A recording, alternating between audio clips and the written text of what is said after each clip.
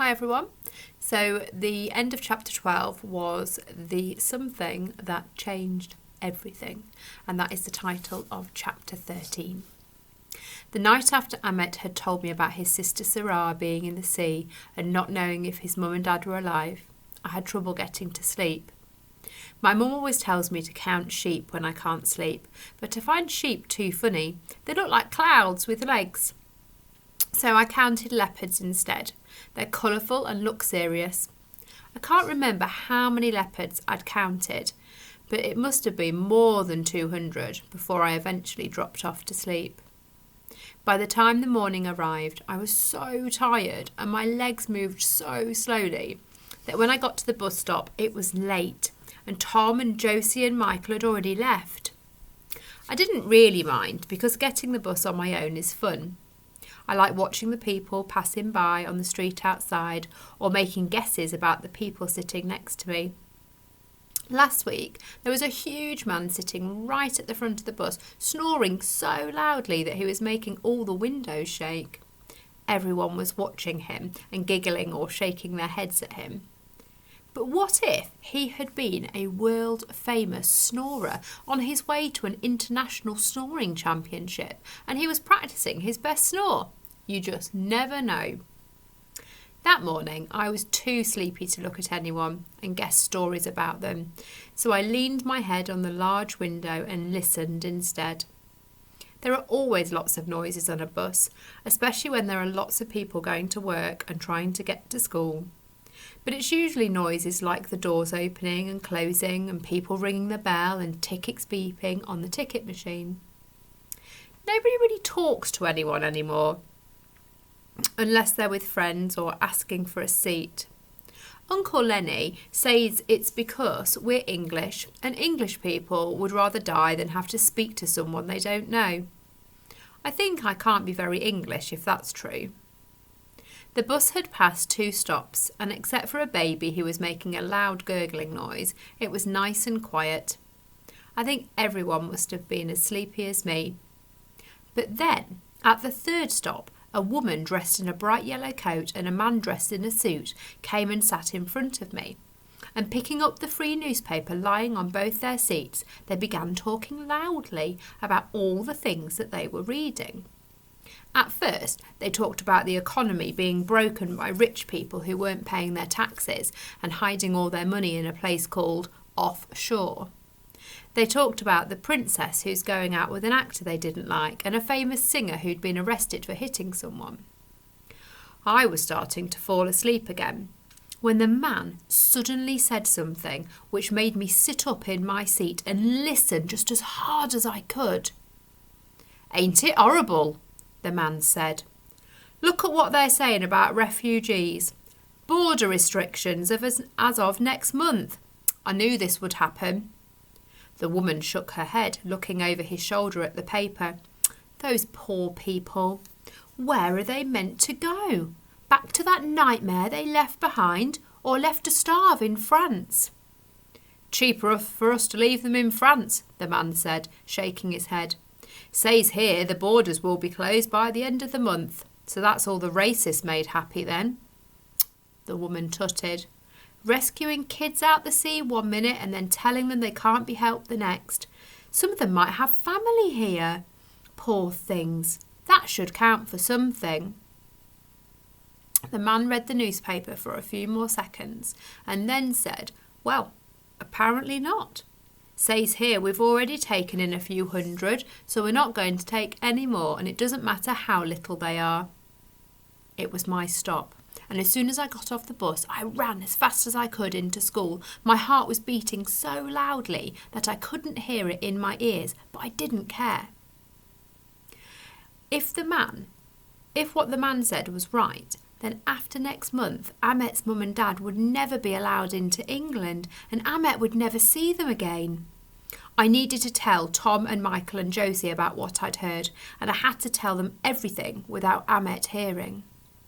But when I reached the school gates, the bell for registration was already ringing and the playground was nearly empty. I ran to the classroom just before Mrs. Khan started taking the register.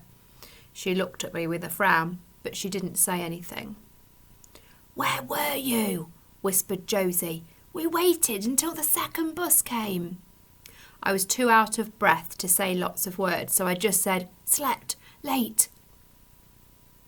That morning, Mrs. Khan put us into 2 big groups so we could write a play on the story of Romulus and Remus and then act it out. It's a legend about 2 baby boys whose mum hid them in a basket and sent them far away so that they wouldn't be killed by people who were jealous of them. I guess they were refugee boys, like Ahmet, except Ahmet's mum didn't put him in a basket. He came in a wooden boat. Mrs. Khan and Ms. Hemsey said Ahmet could join the class on this project, so Ahmet and Tom were put in my group and Michael and Josie were put in the other group.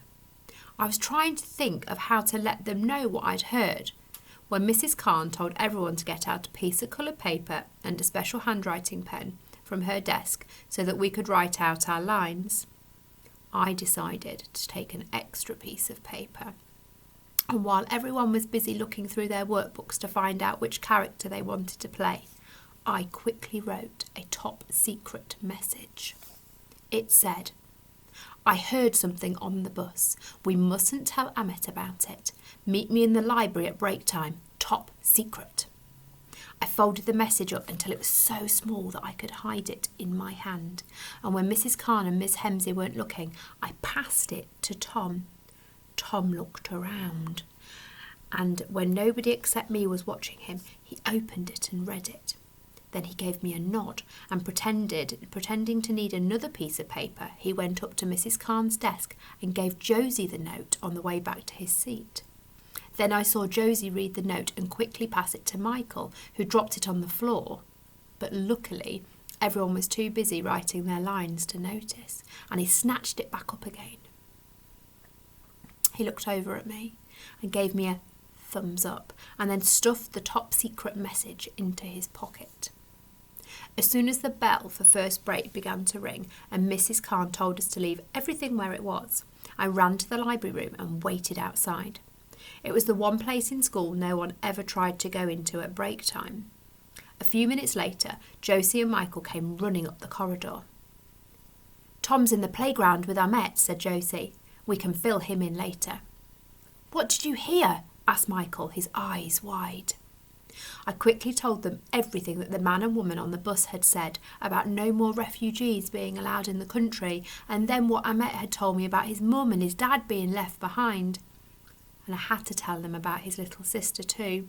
I felt bad about breaking my promise, but I knew that Ahmet wouldn't mind me telling Josie and Michael about it because this was a real emergency and they were his friends too. "You mean if he doesn't find them before the end of the month, then Ahmet might never see his mum and dad again?" gasped Josie. I shook my head. "Not once the government closes the border gates." "Yeah," said Michael. "They're like giant airport ones with loads of police and guards protecting them, and you can't go through them when they're closed or you get put in jail." Michael looked at his watch and pressed a button so that it lit up and showed the date. "If they're closing all the gates at the end of this month, that means he's only got 9 days to find them." "What can we do?" asked Josie. "I say we tell Mrs. Khan and Miss Hemsey. They'll know what to do," I said. Michael and Josie agreed, and we ran to the staff room and knocked loudly on the door. We're not supposed to disturb the teachers in the staff room at break time because that's where they go to drink lots of tea and find answers to questions that they can't find in their answer books. I know because Josie's aunt is a teacher and she told Josie who told me. But Mrs. Khan and Miss Hemsey had told us to go and find them whenever something was wrong. And this something felt like the most wrong something I had ever heard of. After a few seconds, Mr. Gaffer opened the door and looked down at us with a frown. He's the deputy head, which means he's in charge on the days that Mrs. Sanders is away. But Mrs. Sanders is never away, so I don't really know what he does. "Yes," he said. "Please, sir, we need to see Mrs. Khan and Miss Hemsey immediately," I said. "It's an emergency," added Josie. "Is it really?" he said suspiciously. We all nodded our heads at least 10 times. "All right, just hold on," replied Mr. Gaffer as he closed the door.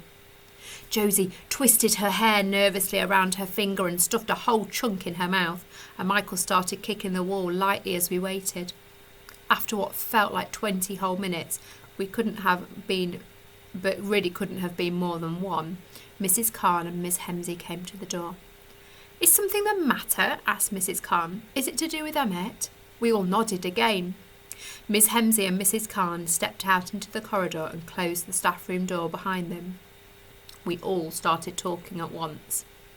Mrs. Khan held up her hands and said, "Calm down, calm down. Now, one at a time, please." "Miss, the government are going to close the gates," I began.